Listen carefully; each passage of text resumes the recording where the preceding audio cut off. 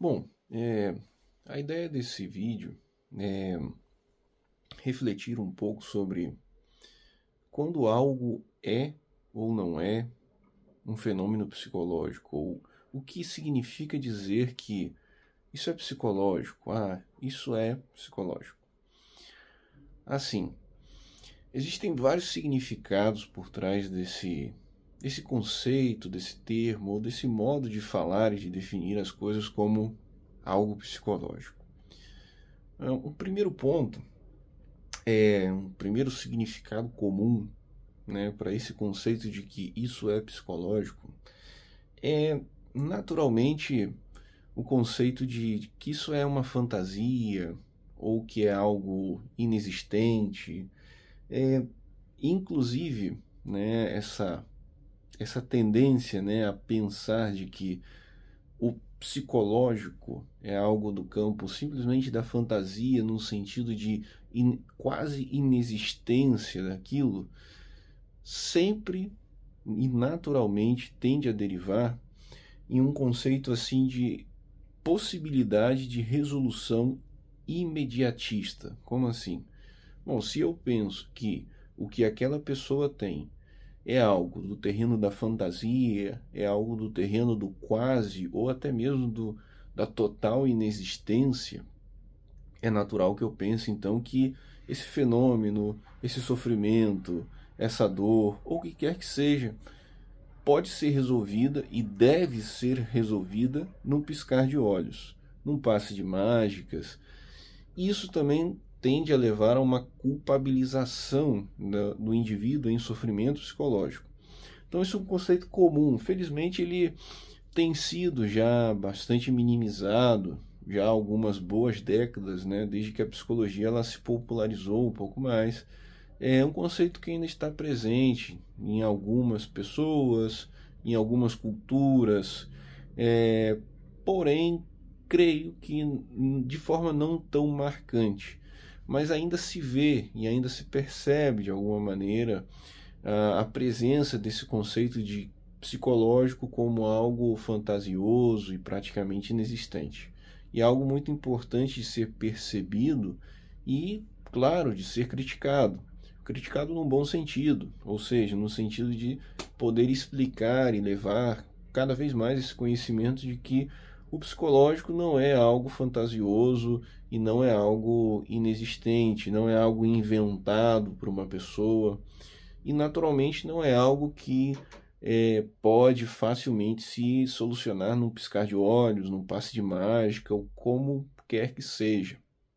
Ainda que isso possa acontecer, uma coisa pode acontecer, mas não necessariamente isso a, tem que ser a predominância do tema. Uma coisa pode acontecer, mas não necessariamente ela vai acontecer. Ou seja, isso a gente pode explicar um pouco melhor, a gente pode entrar em um pouco mais de detalhes ao decorrer dessa reflexão, mas a ideia é de que assim, existem sim muitas questões psicológicas que se resolvem e de uma maneira quase mágica, por assim dizer, isso pode acontecer. A gente pode falar no terreno da neurociência e no terreno da neuropsicologia, em alguns tipos de plasticidade, de neuroplasticidade. E existe o conceito, por exemplo, da plasticidade eviana, que foi uma descoberta muito interessante na neurociência, onde se percebeu que a neuroplasticidade ela pode se dar, e ela se dá, em realidade, em frações de segundo. Agora, isso leva a uma conclusão muito interessante que realmente grandes câmbios, grandes mudanças na natureza psicológica de um indivíduo podem ocorrer em uma fração de segundo e ocorrem em uma fração de segundo. Porém, muitas vezes o difícil é conseguir chegar a um estado psicológico onde essa mudança ela seja efetuada. E a psicoterapia e o trabalho psicológico muitas vezes está em conseguir levar o indivíduo a se posicionar nesse estado e dessa maneira aonde essa mudança ela possa acontecer. Então a demora muitas vezes não está em promover uma mudança na natureza psicológica daquele indivíduo, não está necessariamente em fazer com que ocorra a neuroplasticidade, que é o fenômeno fisiológico que fundamenta, né, a psicoterapia, senão de que levar o indivíduo ao estado adequado para que essa mudança aconteça. Então, o tempo tem muito mais a ver com o caminho a ser trilhado que com o efeito necessariamente a ser alcançado. Essa é uma questão muito importante.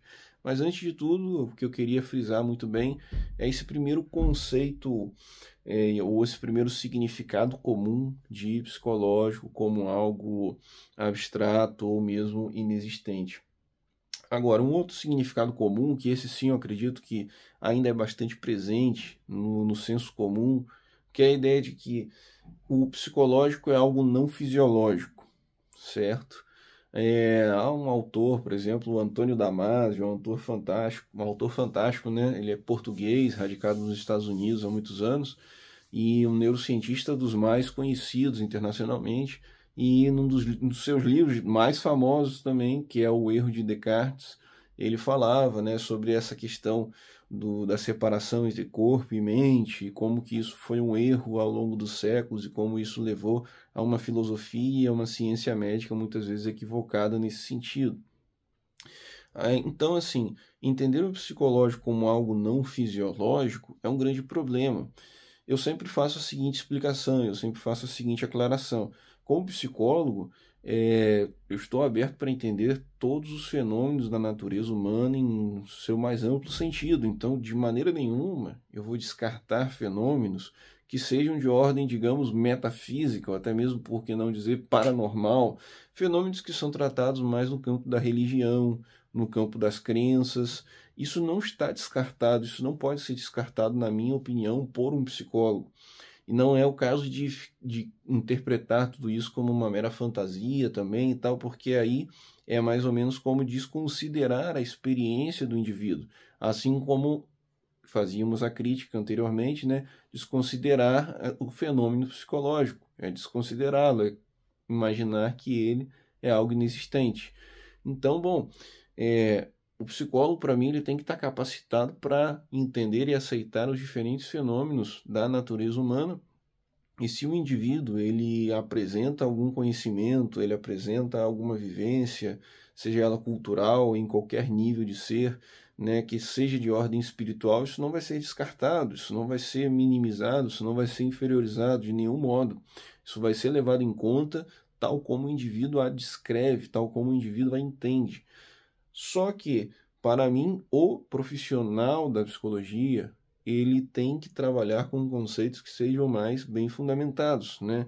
Eu, como um profissional psicólogo, vou tentar entender os fenômenos do indivíduo segundo as suas funções fisiológicas, neurofisiológicas. Então, assim, eu ainda explico o seguinte: ainda que você vá considerar fenômenos metafísicos, ou seja, para além do físico, a gente vai entender que para que esse fenômeno ele chegue a afetar o indivíduo de alguma maneira, alguma função fisiológica teve que ser ativada, alguma função fisiológica teve que ser eliciada. E a essa função fisiológica ou neurofisiológica é que me cabe avaliar e que me cabe observar. Porque realmente, para mim, uma ciência da área de saúde ela tem que trabalhar com fenômenos, né, palpáveis, certo?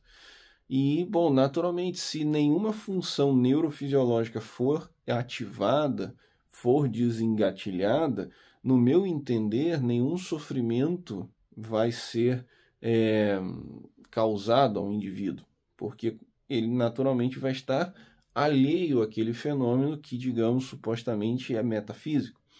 Então, essa é a ideia de não separar o fenômeno psicológico das questões fisiológicas. Para mim, como neuropsicólogo, eu vou entender todos os fenômenos psicológicos como fenômenos que têm um fundamento neurofisiológico. Isso me ajuda a ter muito mais coerência, muito mais objetividade ao avaliar os meus pacientes. Agora, uma das críticas, por exemplo, que se faz quando se quer criticar, digamos, o que por algumas pessoas é chamado de reducionismo ou fisiologismo da psicologia, uma das críticas que esse grupo de indivíduos faz à ciência neuropsicológica, à neurociência, a tentar entender o comportamento humano, é de que muitas vezes não se encontrou nenhuma estrutura cerebral, nenhuma estrutura nervosa afetada em diferentes indivíduos que sofrem de patologias evidenciadas no campo da saúde mental. Então, muitas vezes você faz uma análise com ressonância magnética computadorizada, uma análise com as tomografias mais avançadas por emissão de pósitrons, seja o que for, ou também você faz uma análise histológica pós-mortem de um indivíduo que ele visivelmente, vamos supor, ele tinha uma esquizofrenia bastante acentuada. E a gente vai ver que as estruturas daquele indivíduo, as estruturas do sistema nervoso central, muitas vezes não apresentam grandes diferenças, não apresentam modificações significativas onde se possa dizer e definir essa estrutura aqui foi a responsável por causar a disfunção naquele indivíduo. E aí alguns, e muitos até, muitos psicólogos vão voltar-se e recorrer à filosofia, às abstrações para estudar e entender o comportamento humano, acreditando que a neurociência, a neurofisiologia, a neuropsicologia não consegue abarcar toda a dimensão do que vem a ser o fenômeno da saúde mental. Porém, isso não é verdade, porque o que acontece é que um problema ele pode não ser de ordem estrutural no sistema nervoso central, senão que de ordem funcional. Então, cabe só um pouquinho mais de estudo para que esse grupo de indivíduos que fazem essa crítica, eles possam entender que a grande parte das manifestações das patologias psicológicas estudadas no campo da saúde mental possuem muito mais uma disfunção de natureza funcional. E essa disfunção de natureza funcional ela também pode ser avaliada, também pode ser observada por estudos científicos validados, por estudos neurocientíficos validados internacionalmente. Qual a diferença de uma disfunção estrutural para uma disfunção funcional? Eu posso ter o meu sistema nervoso central com todas as suas estruturas intactas, mas eu posso estar criando atividades com essas estruturas que são disfuncionais, que me levam ao sofrimento. E isso não necessariamente precisa ser voluntário e consciente naquele indivíduo, muito pelo contrário, na maioria das vezes vai ser involuntário e inconsciente naquele indivíduo. Eu me recordo agora, sim, por um acaso, de um estudo muito interessante que eu li sobre digamos, não era exatamente esse termo que os autores utilizavam, mas a gente pode traduzir assim, que seria uma macanalização de um neurotransmissor que é a ocitocina em mulheres que haviam sofrido violência doméstica.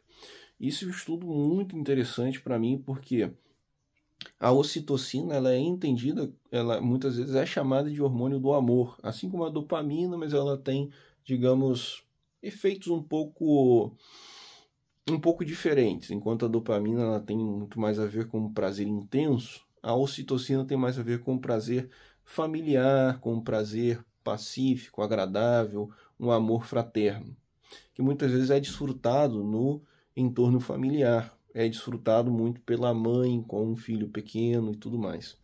É o hormônio que ajuda a produzir leite durante a fase da lactância, é muito interessante.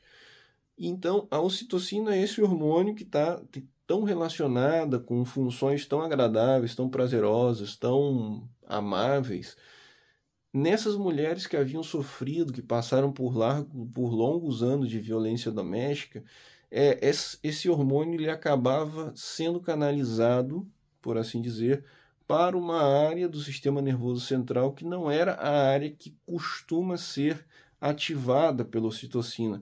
E a ocitocina nessas pessoas, nessas mulheres, que eu me lembre, uma das áreas que era ativada pela ocitocina era a substância cinzenta periaquidutal. E a substância cinzenta periaquidutal, que é uma área da base, do núcleo do sistema nervoso central, essa região ela tem muito a ver com o fenômeno de medo. Ela tem muito a ver com a ativação de atenção extrema em momentos de perigo e coisas assim.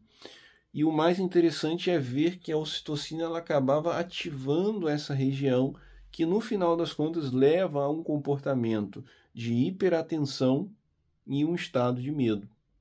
Então a ocitocina para aquelas pessoas acabava sendo um hormônio, digamos, mal aproveitado ou um hormônio mal utilizado, por assim dizer. De novo, óbvio, de maneira nenhuma isso é voluntário ou consciente naquelas pessoas, não que era involuntário e inconsciente. O que acontece é que a ocitocina, que é um hormônio que se ativa naturalmente quando uma pessoa está no seu entorno doméstico, no seu entorno familiar, ela acabou sendo associada com o medo e com a violência. E muitas vezes aquelas pessoas acabam tendo um disparo de medo, de pânico em um entorno que deveria proporcionar para elas segurança. Por quê? Porque ao mesmo momento que a ocitocina ela é ativada, também a sensação de medo vem à tona. Porque aquele hormônio ele foi derivado a uma região do sistema nervoso central a qual não deveria estar atuando, porque a violência foi associada com o entorno familiar. Então vejam que algo que poderia ser tão abstrato, poderia ter que ser tratado no campo da filosofia, pode ser muito bem entendido, estudado no campo da neurociência. Então é óbvio, é natural e é fácil de entender de que uma mulher que sofreu violência doméstica, ela vai associar o entorno doméstico, a casa, o que quer que seja, com a violência, né? E isso é algo que pode também pode ser conferido e pode ser verificado no funcionamento do sistema nervoso central daquela pessoa e daquele indivíduo, certo? E essa é a diferença de uma disfunção de natureza estrutural para uma disfunção de natureza funcional. Se a gente avalia essas pessoas, esses indivíduos, essas mulheres que passaram por esse estudo, elas não têm nenhuma disfunção estrutural no seu sistema nervoso central. As estruturas do sistema nervoso central dessas pessoas estavam intactas, iguais a de qualquer outra pessoa, mas a forma como essas estruturas atuam era diferente, certo? Mas então no final das contas, qual é a diferença de a gente entender o fenômeno psicológico como algo neurofisiológico? Vai fazer alguma diferença?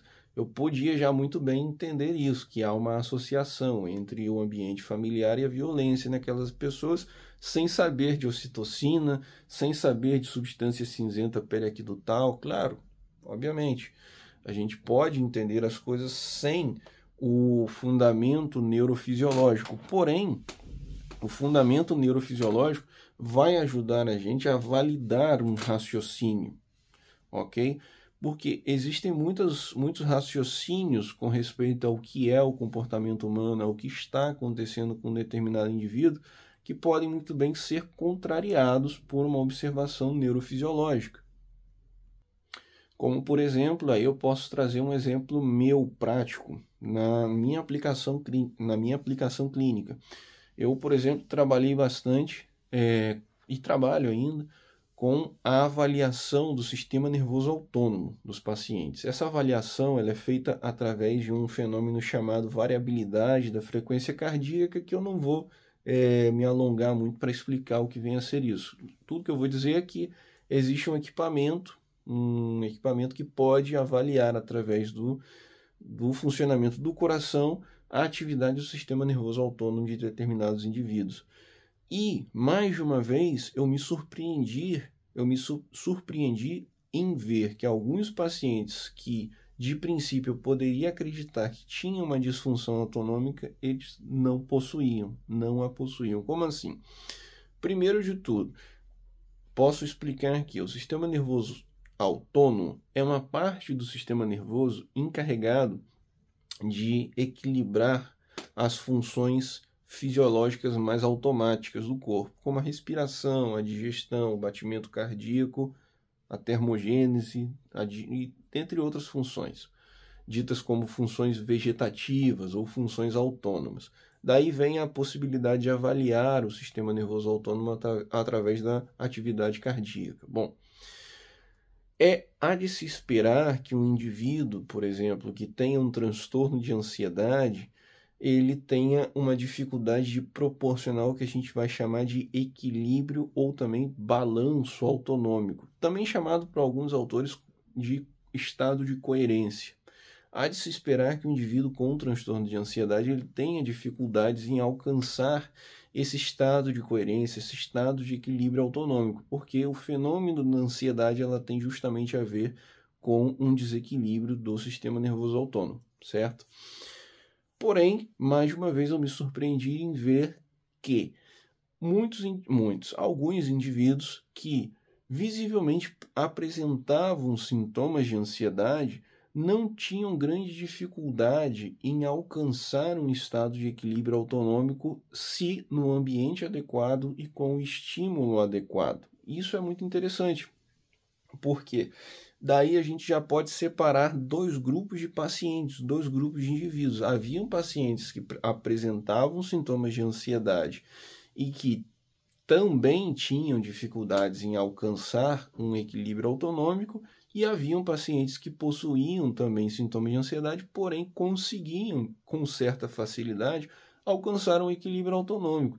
Qual é a diferença entre esses dois grupos de pacientes? Bom, em primeiro lugar, esse grupo de pacientes que tinha essa capacidade de alcançar esse equilíbrio autonômico, eles podemos imaginar que eles estariam num certo nível superior, por assim dizer.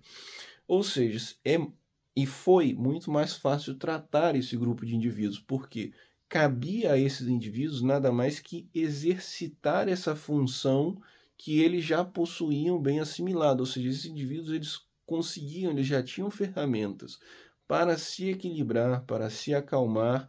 O que esses indivíduos necessitavam era exercitar um pouco mais essas ferramentas e levar isso à aplicação prática no seu dia a dia, enquanto que outros indivíduos ainda precisavam desenvolver essas ferramentas. E pela pura observação comportamental, isso eu posso afirmar com absoluta tranquilidade, pela pura e simples observação comportamental, pelo relato dos indivíduos, são as ferramentas que o psicólogo normalmente tem, a gente não podia fazer grande distinção entre esses dois grupos de pacientes. Pelo contrário, haviam pacientes do grupo de indivíduos que conseguiam alcançar um equilíbrio autonômico que aparentavam ter um transtorno de ansiedade mais acentuado que os indivíduos do grupo anterior. Então, vejam como é essa situação, vejam como é essa questão. Existem